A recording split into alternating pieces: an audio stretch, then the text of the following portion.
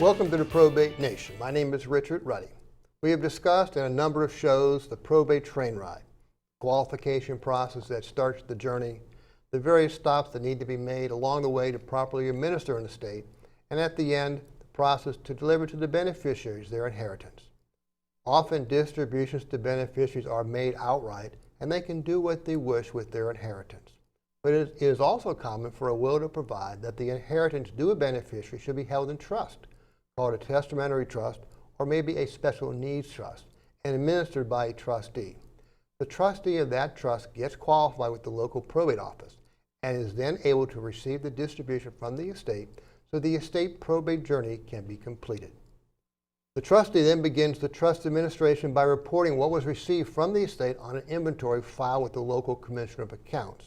And each year thereafter, that trustee files an accounting with the same commissioner to report other assets received during the year, as well as disbursements and distributions. Our show tonight will review how to properly prepare both the inventory and the accounting filings made by a trustee. With us tonight is a professional who helps trustees prepare the inventory and annual accounting, and he will guide us through each line on both forms. So all of you court-appointed trustees, get out your pencils to take notes as we have another hands-on work session. Our guest is co-founder of Grinnings & Low LLC, a Fairfax City accounting firm that specializes in Virginia inventory and accounting filings submitted to the Virginia Commissioner of Accounts for estates, conservatorships, and trusteeships. Prior to forming Grinnings & Low, he worked as an auditor for the Fairfax County Commissioner of Accounts. Please welcome Brian Lowell. Hi, Brian. Hey, Richard. Good to see you. Welcome back. Thanks a lot. I'm glad you're able to come back again. Glad to be here. Let's begin because there's a lot to cover. We're going to cover both inventory and the accounting for a Virginia Testamentary Trust. So let's take a look at the actual form itself. What is the actual purpose of the inventory? What are we trying to accomplish when we make this filing? Sure. So the purpose of the inventory is to establish a baseline of the assets that are in control of the trustee of the trust. Okay. So you want all the assets that were received by the estate to be reported here on the inventory, and that's going to be your baseline going forward for all your accounting. So big picture, basically it's our opening entries to let the commissioner know this is what I have, and this is what I'm bonded for. Exactly. Exactly right. Okay, so the form itself is going to be shown on screen. But we'll talk a little bit about that, at least some parts of that. So the initial sort of introductory information at the top of that form, we have numbered some of those key spots. So the first thing, number one, is the court file number. So then where does that come from? So you should receive that on some of the forms you received from the probate office. So every matter that comes before the probate office is going to receive its own identification number. Okay. And that's going to be something that's you're going to use to reference every filing with the Commissioner of Accounts in the probate court. So you're going to have your own number that you're going to use for this trust, and that's going to be filed there. And that's not the tax ID number that we get from the IRS. This is a special court number. Exactly, exactly. Okay. And then, of course, on number two, we would indicate the county wherever we're going to be filing. So in this case, it happens to be County of Fairfax. Sure. Number three, we talk about the trust beneficiaries. So we actually name those people? You name those people. So whether it's a charitable organization or some other entity or individuals, you would just write their names right there on that line. Okay. Then do we actually name the decedent? Okay, so are they trying to connect some dots here between the estate and this trust? Yeah, typically the trust is going to be named as trust under the will of so-and-so for the benefit of such and such beneficiaries. So trust under the will of George Washington for the benefit of Abraham Lincoln. Okay. So that's how that's going to work. All right. And then, of course, we have the trustee name. Sure. Now, date of qualification, is that the day we actually go to the probate office and get our certificate of qualification? Exactly right. That's the day you sit down. They actually qualify you as trustee, and you become the trustee of the trust on that date. Okay. Now, number 7 says the date of creation of the trust. What do we put there? You would put your date of qualification for that. Okay. Then number 8, in our little marked up form, we need to check a box. So typically, we would check the first box, so that's our first inventory? Yeah, if this is the first time filing this, it's going to be your first inventory. These other boxes are there in case you've made mistakes, if you've discovered other assets, if maybe there was something held up through the estate side that didn't make its way to the trust yet, and you're going to file another inventory showing that. Okay. So those are what those accomplish. Okay. And then number 9, it's some totals from two different pieces here. Sure. But it looks like I think those things automatically get totaled, but they're relevant because of how much we have to be bonded for, I understand. The bond is critical, so you're going to be bonded for the values of parts 1 and 2, but then the actual total value of the trust is going to be all of parts 1, 2, 3, and 4. Okay, okay. So that kind of sets the stage. And some of that information that we show on the inventory form, we'll use that same information again when we report on the accounting form. So we'll talk about that, but it's very similar. Exactly. So let's go to the actual form itself. Part Sure. 1. Okay, this is what we call the personal estate. So what's in this pot is part of stuff that's going to add up to our bond. So what type of assets are reported here in Part 1? So this is going to be essentially everything owned by the trust outright that isn't real estate. So you think of cash, stocks, bonds. You can think of vehicles, boats. You can think of collections, coin collections, stamp collections, anything like that can be reported here in Part 1. Okay. Okay, so and what value will we typically assign to these assets? It's going to be the date it's going to be the value of those assets on the date you received it. So that can be a little confusing if you're coming from the estate side and you had a distribution from the estate to the trust at a certain carrying value. For remember that. It's going to be different when you're reporting the inventory. You're going to report exactly what the fair market value was on the date you received it. Okay, so the point I want to make here, though, is that, of course, when I receive an asset from the estate, I take a carryover tax basis That's based right. on its fair market value date of death for the decedent. That's correct. So I put that on my books for tax purposes as whatever the basis is that's been given to me. I may have been reported to the IRS under the new reporting rules. That's correct. But from a standpoint of the inventory, Yeah. we need to take its fair market value. Exactly. Yeah. From the court's perspective, they're interested in the fair market value of the assets. For tax purposes, you're interested in the actual basis of the asset. Okay.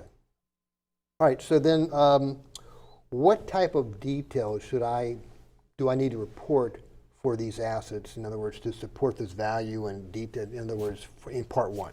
But the key here is you want to identify the asset clearly without giving too much information that might jeopardize the security of the asset. So, for example, if you have a cash account, what you want to do is show the name of the institution, what type of account it is, whether it's savings or checking, and then the last 4 digits of the account number. Okay. That's sufficient to identify that asset, then whatever the fair market value of the assets were. If you have a brokerage account with a number of securities in it, you're going to list each one of those securities separately. That way, those are the actual assets of the trust, and that way we can actually track what assets are coming in and how they're being valued and whatnot. Okay. If you're in the case of vehicles, you're going to want to say make, model, year. Typically, something standard you would do. It all kind of depends on what the asset is, but usually you just want to make sure you're identifying it clearly and distinctly. Okay. In the case of the brokerage account, can you simply say, see the attached brokerage statement? What I would do is I would actually go to the brokerage house and say, hey, can you print me a list of my assets that I held on this date at their fair market values? And they'll actually create a custom report for you, might charge you a small fee, and you can just staple that to the back of the inventory. That's a very good idea. Yeah. That's a very good, because those brokerage accounts can be very, very daunting to figure out what is what. Unless they're qualifying on the end of the month or the beginning of the month, it can be tricky. So, Okay. All right, inventory. Virginia real estate, this is parts 2 and 3. Sure. So we make a distinction. Now, what are we distinguishing here between parts 2 and 3? The critical thing here is power of sale. So whether you as trustee can sell any property in Virginia on behalf of the trust. If you can do that, it gets reported in Part 2. If you can't do that, it gets reported in Part 3. And usually the probate office will give you, sometimes you'll get a memorandum of facts that will actually tell you whether or not you have power of sale. They'll be very clear with you whether or not you can sell this property. Sure, and I think you're right. They do note that on the memorandum of facts because it goes into the bond. Exactly. And they have to get you bonded when they get you qualified. Right. So, but generally, you would actually look at the actual document itself. If it incorporates certain code sections, yes, then that you can tell for sure that you have the power of sale, which is what the probate office would look at. Exactly. What types of real estate ownership is reported in these 2 sections? So in Part 2, you're going to be reporting any real estate that you have power of sale over and in which the trust owns outright or as tenants in common. So those are going to be and you're going to, for tenants in common, you're going to report the fractional share of that interest.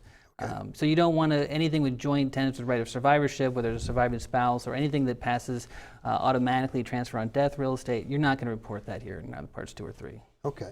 And What assets are not included in Part 2 or 3? So that's going to be anything that's not in Virginia. So anything that's outside of Virginia is going to go in Part 4. Part 4? Yes. But it's in Part 2, we don't, do we include jointly held assets? Not jointly held assets if they pass by right of survivorship. Okay, or TOD real estate? Nothing like that. Anything where anything where the interest is shared or the surviving interest passes entirely to somebody else, you wouldn't report it there. And again, we talked about valuation, so in the case of real estate, we probably wouldn't get it appraised at the time it's distributed to us, but we can certainly go to the tax assessed values and get that off the land records. Nearest tax assessed value is usually sufficient to show that. An appraisal is usually not necessary. Okay. Let's talk about non-Virginia real estate. Sure. So this is going to, this is probably pretty obvious, of course. Sure. That is, it's in their sole name. Yep. Located in another, because this would be probably beach houses or stuff like that. Yeah, probably. vacation homes usually. They may have lived in Virginia and traveled somewhere else for work and had another place for work in some other jurisdiction. So you would report that in Part 4. Timeshare might go here too? I think so, yes. Yeah, I mean, a lot of times those are located out of Virginia. Right, exactly. Okay, and then we would value those again, try to use a tax assessed value, whatever the jurisdiction is, in order to put the value down. Exactly. Now, I think it's interesting. So if we make mistakes on the inventory, how do we correct those? There's a couple things you can do. You can always file an amended inventory, usually if it's a big mistake. Okay. Another option is to actually just make a correction on the accounting itself under the adjustment section. We can get to that when we get there. Okay. So those are the two kind of major ways you can do so. And I would usually contact the Commissioner of Accounts and ask them what they would prefer. Just explain to them, hey, I messed up on this. What would you like me to do? Would you like me to file it amended, or would you like me to make a correction on the accounting? Okay. Okay. Well, before we finish up here, I just want to point out that on the inventory form itself, on page 3, when the commissioner reviews it and approves it, he makes clear that he has not independently verified these assets, their values, or anything. So at this stage, he's just taking your word for it. Exactly. Okay. So unlike the accounting, he's not actually auditing the assets or the values they're reporting. He's not looking to see, are these accurate? We're checking the math. We're checking to make sure that everything is clearly identified, but we're taking your word for it, that this is the assets. I think that's important to keep in mind, because as we go to the accounting side, the commissioner sharpens the pencil and puts on the glasses, That's right. the eyeglasses, and takes a closer look at everything. We take a deep dive at that point. Indeed. All right, let's take a look. So the next form we have is we're going to turn towards the accounting form. So in the case of trust accountings, okay, just be the big picture, those are always filed on a calendar year basis. Is That's that correct? correct, So yes. it doesn't matter when you qualified, Yeah. you generally have to file it as of 12/31. Well, it's due for the period ending 12/31, and it's due May 1st. Yeah, if you qualify, around Thanksgiving time, and you received assets, then you got to file a short accounting for a couple months. That's just how it goes. That's just Yes, the way it goes. It is. All right, let's take a look at the form real quickly. Again, I have it numbered, and they're going to put that up on the screen, but it shows it's a very simple, and I say this with some level of levity, account for trust. It's one page. It's made 13 lines. In the beginning, where we have some numbered paragraphs, it's pretty much all of the same information that we otherwise would have had for the inventory. So That's all the correct. stuff is there. The only thing that would be different, while they do say the period, on number 9, generally the ending period is always going to be 12/31. The ending period is always going to be 12/31, and the beginning period is always going to be January 1, unless it's your first accounting, and it's going to be whenever you qualified. Okay. Okay, so let's start taking a look and go down to line 1. So we have the line 1, which is the beginning asset. So what's reported on line 1? So this is going to be, if you remember number 9 from the inventory, this is going to be all the assets from the trust we're going to report. The total value of all those assets, we're going to put that total right there on line 1. And we're not going to put the fair market value. We're going to put whatever is the basis that we're taking it into the trust for. Right. So you had another question about basis when it comes to tax purposes. You have a new basis. If you remember with the states, you have a new basis with the trust where whatever the fair market value for the inventory becomes that basis. That becomes what we call the carrying value. We're going to carry that forward through each accounting period. Okay, and that's important to make that distinction. Now, is there any documentation at this stage to support this carrying value? So far, none. Okay, So we're going to get to that. we're going to get to that, though. None yet. All right, so accounting lines 2 and 3, receipts. Now, it's very interesting because we don't see this on the estate side, but we see it on the trust side. They distinguish between income and principal. That's right. So tell me a little bit about why that how that thing. Yeah. And what that means, why is it relevant? So many trusts will have different classes of beneficiaries. They'll have income beneficiaries and they'll have principal or remainderment beneficiaries. So an income beneficiary is going to receive the income of the trust for some duration under some certain conditions, and then the remainderment are going to receive whatever's left once certain criteria are met. The corpus of the trust gets paid out. So it becomes critical for that reason to start allocating your receipts, your disbursements, your distributions between principal and income in order to track to make sure that you're giving the income beneficiary what they're due and the remainderment beneficiary their due. Okay. Are receipts the same as income? Not in a tax sense. So what you want to think of receipts as similar to what you had with estates, where any money that's kind of coming in or being generated by the assets, you're going to report there on lines 2 and 3, and you're going to allocate them between principal and income. Now, what kind of documentation do I have to provide to support what I've received? Typically, documentation is not required for receipts, but I think it's best practices to always provide full bank and brokerage statements for anything, for all the assets that you're reporting. That way those receipts can be identified on the statements, just in case. And I strongly encourage that. Absolutely. Okay, let's talk about capital gains. Yeah. Line 4. What goes on line 4? So this can be kind of confusing because you have gains on asset sales are going to be capital gains. Whenever you sell a security or any kind of asset by the trust, you're going to report the difference between the fair market value and the carrying value. So the fair market value on the date you sold it and the fair market value on the day of the inventory. If that's a positive difference, it's going to be a gain. If it's a negative difference, it's going to be a loss. What can be kind of confusing for people is when they see capital gains distributions coming from on their brokerage statements, and that shows up under their income section of the brokerage statement, and they don't know, do I report this under line 4, lines 2 and 3? It shows up next to dividends and interest. What's happening here is you're most likely invested in a fund, and the fund itself has incurred a capital gain, and they're writing you a check for your share of that distribution.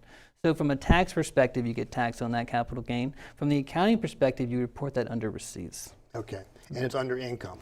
Yeah, and it sounds complicated. I think the nice thing is it's not that complicated to figure out because you can just follow the brokerage statement, however they reported it, that's how you're going to report it as well. Okay, so we talked about the types of transactions. How about documentation to support the gain? For the gain, you're going to want a document that shows the sales proceeds, the date of the sale, and in the case of brokerage securities, it's going to be the brokerage statement. In the case of real estate, it's going to be a fully executed HUD-1 form. Yeah, that's important for sales of real estate. That HUD-1 is very important. Yeah, that's critical. Yes. Now, line 5 talks about adjustments. I guess this is where you kind of fix things. Maybe you close out an account and you might reflect it there as a closeout. Is that correct? Yeah, it could. It's kind of a catch-all place. It could be corrections in the inventory, like we discussed. Mm-hmm. You could put that here. Some commissioners prefer that you report any further distributions from the estate as an adjustment instead of a principal receipt. Okay. So that sometimes happens, but usually you're making corrections to things or assets have changed or whatnot. Okay. Now, and then line 6, you total everything up in an equal sum number. So the key is that line 6 number. Yeah.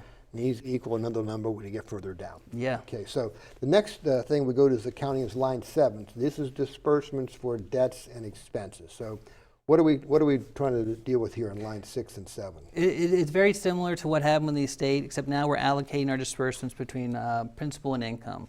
So, ultimately, you want to reference the trust document for how those disbursements need to be allocated. Typically, the Code of Virginia would recommend that you allocate legal fees to principal, to tax fees to principal, and then other administrative fees 50-50 between principal and income. So, court filing fees, advisory fees, preparation fees, whatnot, what have you. Okay, so this is again where we're starting to begin to deal with the idea of some expenses get charged to income and some get charged to principal. Right. Okay. And the type of proof to support those charges? It's going to be an image of a canceled check. And generally we want to see if we can make sure the bank will produce those canceled checks for us as part of the statement. When you're selecting a bank, it's best to choose a bank that provides those images as part of the statement. That way it makes your administrative burden a lot lessened. Okay. The next thing would be dealing with losses, which is line 9. Mm-hmm. This, I guess, is the counterpart to the gains we talked about. So it's just whether the transaction produces a gain or loss. Exactly. And again, that's that's measured against the carrying value of the The asset. carrying value or the inventory value of the asset. Exactly. Okay, so the lines 10 and 11 are where we actually do all of our work a lot of times, Yeah. and that is distribution. Sure. So talk a little bit about what goes on these lines. The distributions are going to be anything paid to the beneficiaries of the trust. So you would typically see income distributions being paid to the income beneficiaries. You would see principal distributions being paid to the principal beneficiaries. And you're going to want to make sure that you've allocated things correctly under receipts and disbursements in order to arrive at proper calculations for those distributions. Okay. Now, what kind of documentation do I need to get from the beneficiary who I'm writing the check to? The best form of documentation is an originally signed receipt. That's the preferred document that the commissioner wants to see. Otherwise, a canceled check in the case of a cash distribution. Okay. That is important. Now, I will mention to our viewers that the Fairfax County Commissioner of Accounts Office has a sample receipt form that you might be able to use and work from in order to get people to sign off when you make a distribution. Okay. Let's see what else we have here. Let's talk about line 12, assets on hand. We've made distributions, so now we have some amount of assets still on hand. That's right. Okay, so, and we're going to report those at the carrying value. Sure. So what goes on line 12 then? So that's going to be the carrying value of all the assets that are left at the end of the period. So 12/31 of whatever year you're reporting, whatever the value of those assets were at the carrying value, you're going to report that on line 12.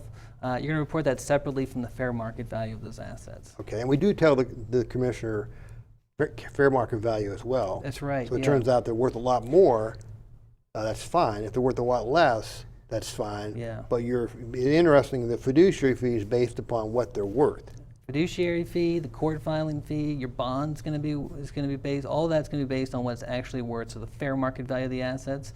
For the balancing of the accounting, you're going to want to you care about the carrying value. I understand. Yeah. Yes, but that's why we asked. That's why they asked for that Exactly. information. Yeah. Type of documentation to support now for the first time. Yeah. The assets on hand. Yeah. What are we looking for there? Yeah, unlike the inventory, now you need something to prove it. So what you're looking for in the case of cash balances are bank statements, brokerage statements for securities. Things like coin collections or real estate you typically can't really document. So what you might want to document is maybe the fair market value of those. So the net latest tax assessed value of the property. If an appraisal is done on a coin collection or something. But you would only really need to do that in case if you thought that the value changed. Okay. Yeah. Okay. So then we add everything up on line 13 and we get a total. That's right. And so that line 13 total needs to equal that line 6 total. Yep, that's where it gets difficult. And so that's where the problems often arise. Yeah, it can be tricky for people to figure out how that's going to work, but it does and it can and it should.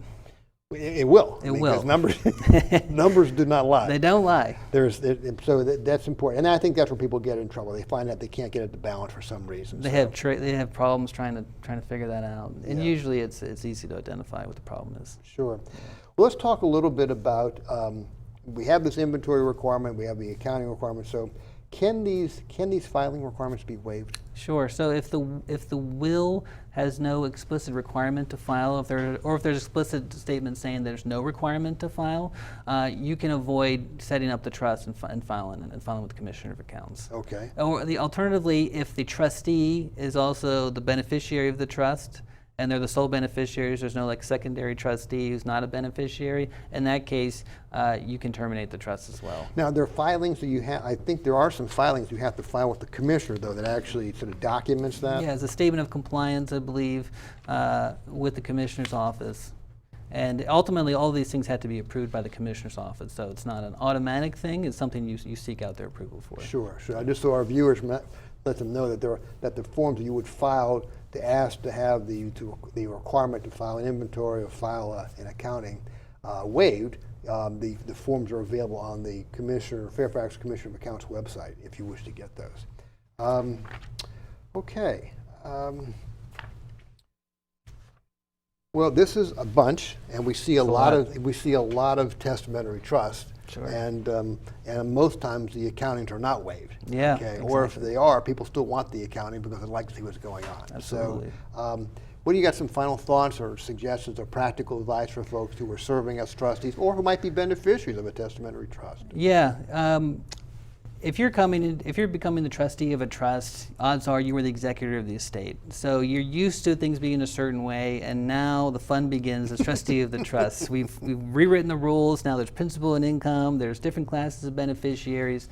The burden of being a trustee is a lot heavier at the beginning of your administration than it is as an executor, because you need a lot of advice from attorneys to help understand your powers as trustee, to help understand how you're going to allocate principal and income. You're going to need help from maybe investment advisors to help you protect the assets and grow the assets. And you're going to need help from accountants to help you with tax filings, because those can get complicated as well. The good news is that once you get over that initial hurdle, it should become smooth sailing after that. So it just becomes rote and repetitive year after year. Mm-hmm. It may be for you and for others, but I think people do get a little concerned. So there is a benefit to having some ongoing advice. Exactly. And at least having someone take a look at what you're doing to make sure you don't get on the wrong path. Yeah, you're mostly going to need that going forward, for sure. Well, I want to thank you so much for taking the time to come and talk to us again. Great information for people who are going to be serving as testamentary trustees. Great help for all the folks across Northern Virginia. Thank you for this great public service. Thank you, Richard. I'm happy to be here. Thanks again. Thanks. You know, before being a trustee is an awesome responsibility. I thank you for your commitment to serve in this role.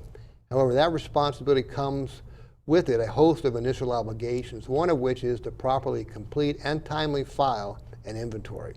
And the other is to file an annual accounting of all that you received and dispersed during the accounting period. The show this evening should help you properly complete the initial inventory and annual account.